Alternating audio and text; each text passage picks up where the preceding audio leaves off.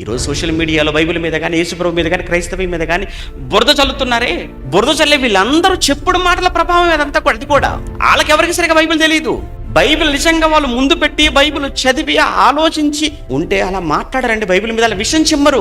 ఎంతమంది జీవితాలండి మార్చుకోలేదు బైబిల్ చదివి, దేవుని మాటలు విని.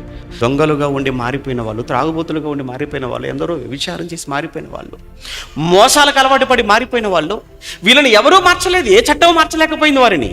దేవుని మాట మాత్రమే వారిని మార్చింది. ఇలా ఎంతో మంది జీవితాలలో వెలుగును నింపి, ఎందరో బ్రతుకులను వెలిగించి, ఎందరో మంచి మనుషులుగా నిలవబెట్టి ఈరోజు సమాజంలో ఒక ఉన్నత స్థితిలో వారు ఉండటానికి కారణమైన బైబిల్ను మతం అని, మత పుస్తకం అని, మత గ్రంథం అని ఇక్కడ పంచొద్దని, చెప్పొద్దని ఆంక్షలు. ఇది మతం కాదు, మనిషి బ్రతుకును గురించి చెబుతున్న మాటలు ఇవి. ఇందులో మతం ఏమైనా కనపడుతుందా? మరి ఇందులో మతం లేనప్పుడు మనిషి బ్రతుకుకు సంబంధించిన మాటలే అనుకుంటే ఏమంటే క్రైస్తవ్య మతం అని, బైబిల్ మత పుస్తకం అని, మనం చేసే బోధ మత బోధని ఎలాంటి అంటున్నారు?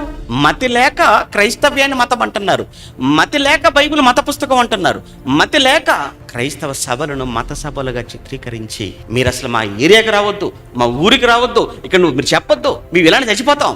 ఇదేనా మీరు చేసేది? తప్పు. క్రైస్తవుడు ఎప్పుడు కూడా ఎదుటివాడు క్షేమం, ఎదుటివాడి మేలు, ఎదుటివాడు బాగుండాలని కోరుకునేవాడు.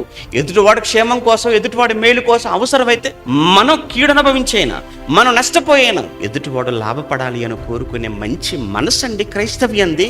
యేసుప్రభు మనకు అదే కదా బైబిల్లో నేర్పించాడు.